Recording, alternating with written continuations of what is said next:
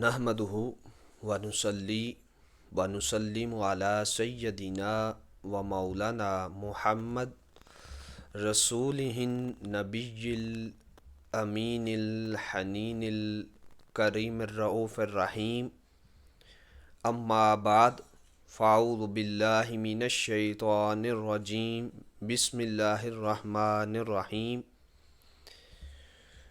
الذین یحملون العرش ومن حولہ یسبحون بحمد ربہم ویستغفرون بحمد ربہم ویؤمنون بہ ویستغفرون للذین آمنوا ربنا وسعت کل شیء رحمۃ وعلما فاغفر للذین تابوا واتبعوا سبیلک وقہم عذاب الجحیم۔ صدق اللہ مولانا العظیم۔ نہایت ہی واجب الاحترام سامعین و سامعات، اللہ رب العزت کا کروڑہ فضل اور اس کا شکر کہ اس نے ہم سب کو اپنے حبیب مکرم تاجدار عرب و عجم شفیع معظم صلی اللہ علیہ وسلم کی امت میں پیدا کیا۔ آج کی نشست میں ہم حقیقت توبہ پر گفتگو کریں گے، اور انسان جب صحیح معنوں میں تائب ہو جاتا ہے تو وہ رشک ملائک بن جاتا ہے۔ قرآن کریم کی سورۃ الغافر، سورۃ المؤمن 40واں سورہ ہے قرآن پاک کا، اس کی آیت کریمہ نمبر 7 تلاوت کرنے کا شرف حاصل ہوا۔ اللہ رب العزت نے یہاں پہ حاملین عرش کے ذکر کے تحت ان کے مقام و مرتبہ کو بیان کرتے ہوئے خالق کائنات نے بندہ مومن کو حقیقی توبہ کی چاشنی کی طرف ایک سبق سکھلایا۔ کیا بندہ مومن اگر تو صحیح معنوں میں تائب ہو جائے، سچی توبہ کر لے، تیری زبان بھی تائب ہو جائے، تیرا دل بھی تائب ہو جائے، تو خود بھی پاک صاف ہو جائے، تیرا من بھی پاک صاف ہو جائے، تیری زبان بھی سچی ہو جائے، تیرے دل کا تعلق رب سے سیدھا ہو جائے، جب تو اس مقام پہ پہنچے گا تو پھر تجھے حقیقی توبہ نصیب ہوگی۔ حضور غوث اعظم شیخ عبد القادر جیلانی رضی اللہ تعالیٰ عنہ، محبوب سبحانی قدس سرہ العزیز، آپ فرماتے ہیں انسان صحیح توبہ اس وقت پہنچتا ہے اور صحیح معنوں میں توبہ کی سیڑھی پر اس وقت قدم رکھتا ہے کہ جب وہ گناہ کی لذت کو دل میں محسوس کرنا ختم کر دے۔ ایک شخص تھا، کسی جرم میں، کسی گناہ میں مبتلا تھا، شراب نوشی میں مبتلا تھا، واٹ ایور کسی بھی قسم کے گناہ میں مبتلا تھا۔ حضور غوث اعظم رضی اللہ تعالیٰ عنہ فرماتے ہیں وہ شخص جب تائب ہو، سچی توبہ کی علامت یہ ہے کہ جب انسان پلٹ آئے، توبہ کا مطلب ہے پلٹ کے رب کی طرف آنا، رجوع اللہ کرنا، اللہ کی طرف پلٹ آنا، اور ایسا تائب ہو جائے جس جرم میں مبتلا تھا، جب کبھی وہ گناہ یاد آ جائے تو حضور غوث پاک فرماتے ہیں اس کی لذت دل میں محسوس نہ ہو، وہ پرانی یاد اس کے دل میں راحت اور ٹھنڈک کا باعث نہ بنے۔ اور اس سے بھی آسان بات کر کے سمجھاتا ہوں کہ جب وہ گناہ یاد آئے پھر اس گناہ کی طرف پلٹنے کا دل نہ کرے، نفس ورگلائے نہ اندر سے کہ اس گناہ کی تو بڑی لذت تھی، بڑی کیفیت تھی، بڑی چاشنی تھی۔ جب اس مقام پہ انسان پہنچتا ہے کہ نفس کا خاتمہ کر کے توبہ کرتا ہے، اس گناہ کی لذت دل سے نکال پھینکتا ہے، پھر وہ حقیقی توبہ کا راہی بن جاتا ہے۔ یہ علامت ہے سچی توبہ کی۔ اکثر و بیشتر لوگ سوال کرتے ہیں کہ میں استغفار کی تسبیح پڑھتا ہوں، استغفر اللہ العظیم کی تسبیح پڑھتا ہوں، سید الاستغفار پڑھتا ہوں، احادیث میں موجود ہیں، لیکن میرا دل نہیں بدلتا، کیفیت نہیں بدلتی، وہ انوار جذب نہیں ہوتے، وہ حالات نہیں بدلتے، وہ ملکوتی جہان کی کیفیات نصیب نہیں ہوتی۔ تو صوفیاء سے جب اس طرح کے سوال کیے جاتے تو وہ کہتے ہیں انسان، اے مرید، اے سالک، اے راہ حق کے مسافر، کہیں تجھے اس گناہ کی لذت ابھی دل میں محسوس تو نہیں ہوتی؟ حضرت ساحل بن عبداللہ تستری رحمۃ اللہ تعالی علیہ، آپ فرماتے ہیں میں نے 7 سال مجاہدات کیے، ریاضت کی ایک گناہ کی خواہش دل سے مٹاتے ہوئے، جب وہ مٹ گئی پھر 7 سال اس پہ محنت کی کہ اس کی لذت میرے دل میں محسوس نہ ہو، پھر جا کے تصوف کی کناہ، تصوف کی ڈیپتھ، پھر معرفت کا آغاز ہوتا ہے، توبہ قبول بھی ہو جاتی ہے، استغفر اللہ کہنے سے انسان سچا تائب ہو توبہ قبول ہو جاتی ہے، لیکن جو کیفیات ہوتی ہیں، جو نوار و تجلیات ہوتی ہیں، وہ حقیقت توبہ سے نصیب ہوتی ہیں، وہ فرضی توبہ سے نصیب نہیں ہوتی۔ جب انسان حقیقی تائب ہو جاتا ہے اپنے جرائم سے، تو پھر تو اس جہان کی عدالت بھی اس کو ڈگری فراہم کر دیتی ہے کہ اس پر فلاں FIR تھی، اس نے فلاں جرم میں یہ کیا۔ جب وہ اپنا کیس وکیل کے ذریعے ثابت کر لیتا ہے، جرم سے بری ہوتا ہے، تو عدالت، جج اس کو نوٹیفیکیشن بھی جاری کرتا ہے، سرٹیفکیٹ بھی جاری کرتا ہے، ڈگری بھی جاری کرتا ہے کہ اس کا اس جرم سے کوئی تعلق نہیں تھا۔ یہ میں مثال اس لیے دے رہا ہوں، عام بندوں کو بات سمجھانے کے لیے، سادہ لوگوں کو، عامت الناس کو بات سمجھانے کے لیے، یہی حال توبہ کا ہے۔ اب یہاں پہ انسان حقیقی جرم میں مبتلا ہوتا ہے، تو جب اللہ کے دربار میں اس سے بڑا عدل کا ترازو کسی کے پاس نہیں، اور رحمت پوری کائنات پر اس کی وسیع ہے، وہ رحمت مطلقہ کا نام ہے، اس کی ایک رحمت پوری کائنات پہ وسیع ہے، پورے عالمین پر وسیع ہے، عرش تک اس کی رحمت وسیع ہے، ایک جز رحمت کا اس نے ساری کائنات میں بکھیرا ہوا ہے، اور 99 جز رحمت کے اس نے اپنے پاس سمیٹ کے رکھے ہوئے ہیں، گناہ گار امتیوں کے لیے، مصطفیٰ کے گناہ گار امتیوں کے لیے، ہم جیسے گناہ گاروں کے لیے اس نے رحمت کے جز سنبھال کے رکھے ہوئے ہیں، جو قیامت کے دن ہمارے سامنے آشکار کرے گا، اور بڑے سے بڑے پاپیوں کو، زانیوں کو، بدکاروں کو، اپنی ذات پر ظلم کرنے والوں کو معاف کرنے پہ قادر ہے۔ اب اس کا یہ مطلب کبھی نہیں نکال لینا چاہیے کہ اس کی رحمت بڑی وسیع ہے، لاکھ پاپ کرو، لاکھ گناہ کرو، جو مرضی کرتے پھرو، جس کا مرضی حق کھاتے پھرو، جس کے مرضی ساتھ ظلم کر لو، وہ معاف کرنے والا ہے، بھلے معاف کرنے والا ہے، لیکن یہ اس کی رحمت کا کیا ہم نے کبھی سوچا؟ ہم ناجائز فائدہ اٹھاتے ہیں۔ تو جب ہم اپنے جرائم اس کی بارگاہ میں پیش کریں، خود کو اس کے آگے اپنے سارے جرم رکھ کے اس کی بارگاہ سے جب ڈگری لینا چاہتے ہیں استغفار کر کے، توبہ کر کے، تو وہ بھی سرٹیفکیٹ جاری کرتا ہے، جب دیکھتا ہے وہ بھی سب سے بڑا عادل ہے، اس سے بڑھ کے عدل کرنے والا کون ہے؟ جب وہ بندہ مومن کی سارے جرائم دیکھتا ہے، سارے سابقہ گناہ دیکھتا ہے، تو وہ علیم و بذات صدور ہے، ہونے کو ہونے سے پہلے جانتا ہے، بس یہی سے توبہ کا سفر شروع ہو جاتا ہے۔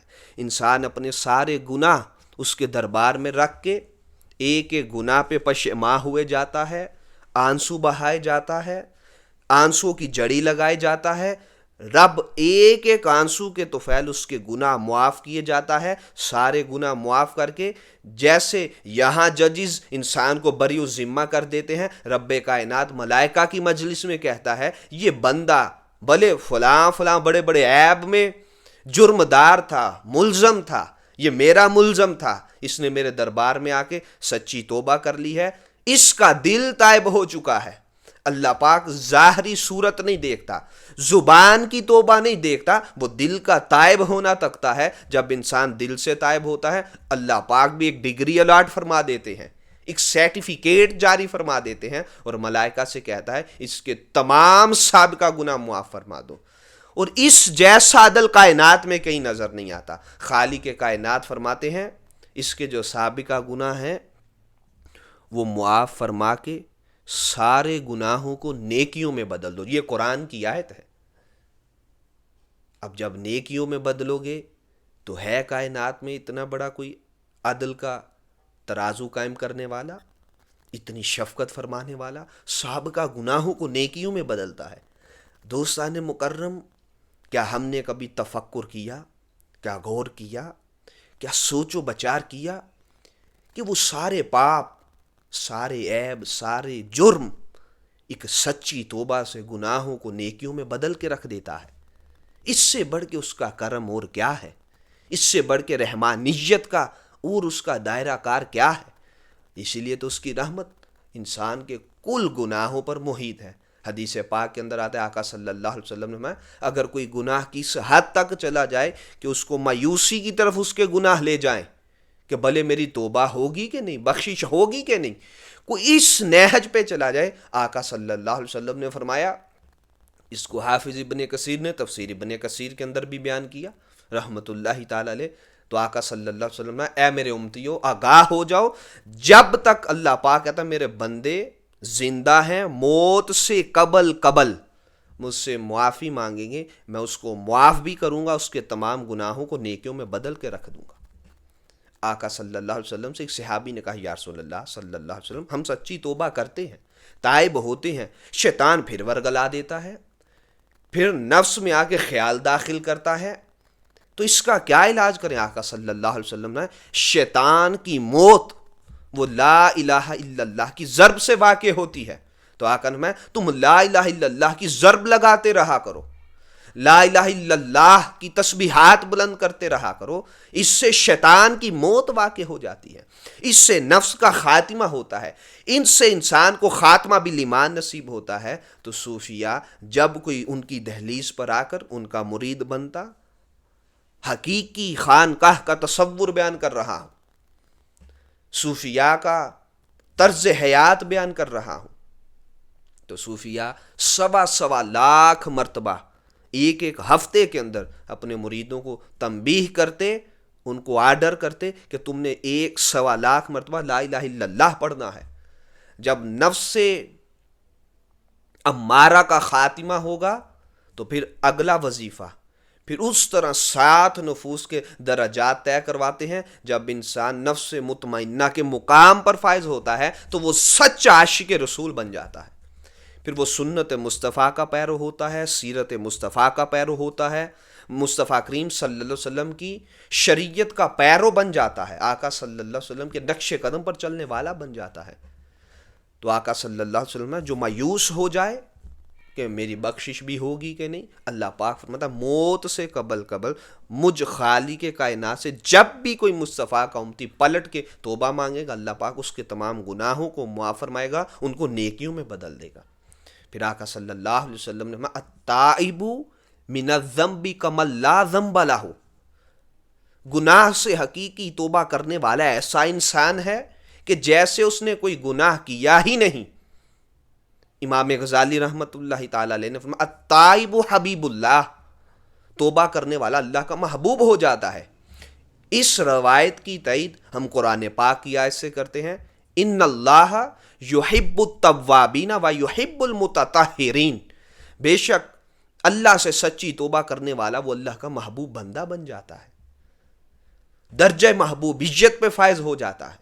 جب وہ درجہ محبوبیت پہ فائز ہوتا ہے، خالق کائنات میں وَيُحِبُّ الْمُتَطَہِّرِينَ، دل کو پاک کرنے والا یہ اللہ کا محبوب بن جاتا ہے۔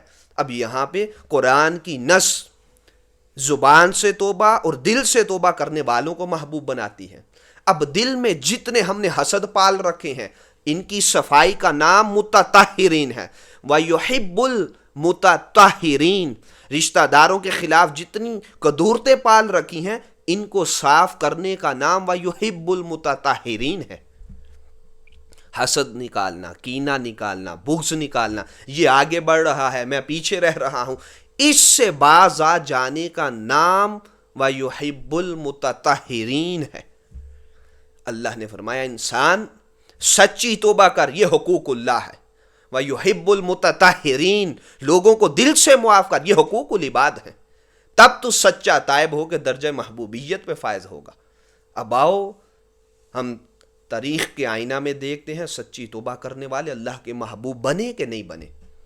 حضرت بشر حافی رضی اللہ تعالیٰ عنہ بغداد کی گلیوں میں یہ دیوانہ، مستانہ، ننگے پاؤں چلنے والا، فرزانہ، مجنوں ٹائپ انسان، شراب کے نشے میں دھت، شراب خانے کی اور مے خانے کی مستیوں میں مست رہنے والا انسان، ایک روز شراب کے نشے میں دھت بشر حافی بغداد کی گلی سے گزر رہے تھے. اچانک زمین پر نظر پڑی. اب نظر پڑنے کی دیر تھی. کاغذ دیکھا کہ اس کے اوپر کیا لکھا ہے. اٹھا کے جب قریب کر کے دیکھا تو بسم اللہ الرحمن الرحیم لکھا ہوا تھا. ایک طرف کردار دیکھیں, عمل دیکھیں, ظاہر میں اللہ کی حدود کو پامال کرنے والا شخص ہے. دوستان مکرم, سچی توبہ کہاں سے کہاں احوال بدل کے رکھ دیتی ہے. تو بشر حافی نے اللہ کا نام ادب سے چوم کر خوشبو لگا کر اونچی جگہ پہ رکھ دیا. ہاتھ غیبی سے آواز آئی, اے میرے نام کی قدر کرنے والے, اے میرے نام کی تعظیم کرنے والے, میرے نام کو اونچی جگہ پہ رکھنے والے, ہم طریق صوفیہ میں تیرا نام اٹھا کے اونچی جگہ پہ رکھ دیتے ہیں. جب یہ بات بشر حافی کے دل و دماغ میں اتری تو بشر حافی کی آہ نکل گئی, ایک ٹیس بڑی کہ ہم جیسے نکمے شراب کے نشے میں دھت رہنے والے اور شراب کی دنیا میں مست رہنے والے اور گناہ کبیرہ میں ملوث رہنے والوں پر وہ اتنا کرم کرتا ہے. بشر حافی کیا خیال ہے کہ صحیح معنوں میں اس کا بندہ بن کے اس کے دربار میں لوٹے تو وہ ولایت کا تاج کیوں عطا نہیں فرما سکتا. یہ حقیقی توبہ ہے. تو بشر حافی سچے تائب ہو کے پلٹے. پھر کئی شرابیوں کو, کبابیوں کو, زانیوں کو, بدکار لوگوں کو بشر حافی کی نگاہ پاک کرتی گئی. اور توبہ یہ حقیقت میں کرامت کا دوسرا نام ہے. صوفیاء فرماتے ہیں توبہ سے بڑی کرامت ولی کے پاس ہو نہیں سکتی. اب دیکھیں کرامت کا کیسا چولی دامن کا ساتھ ہے. اس سے بڑھ کے کرامت کیا ہے. داتا گنج بخش علی حجویری علیہ رحمہ نے فرمایا اگر ولایت اڑنا ہوتا تو چڑیاں سب سے زیادہ ولی ہوتی, عقاب ولی ہوتے, کبوتر ولی ہوتے, یہ طوطے, پیرٹ, پیجنز یہ ولی ہوتے. اور اگر سمندروں میں تیرنا ولایت ہے تو مچھلیاں سب سے زیادہ اللہ کی ولی ہوتی. اسی طرح پھر آپ مثالیں دیتے جاتے ہیں تو آپ فرماتے ہیں اس چیز کا نام ولایت نہیں. ہوا میں تو جادو سے کوئی منتر سے بھی اڑ کے دکھا سکتا ہے. کمال ولایت یہ ہے الاستقامہ فوق الکرامہ. استقامت یہ کرامت سے اونچی ہے. تو توبہ تو ہے ہی استقامت کا نام. جہاں استقامت چھوٹی وہاں شیطان کا وار ہو گیا, انسان اس کے نرغے میں پھنس گیا. تو سب سے بڑی کرامت توبہ پہ قائم رہنا ہے. اسی لیے صوفیاء کرام علیہم الرضوان وہ سب سے زیادہ توبہ پہ فوکس کرتے. 8 سال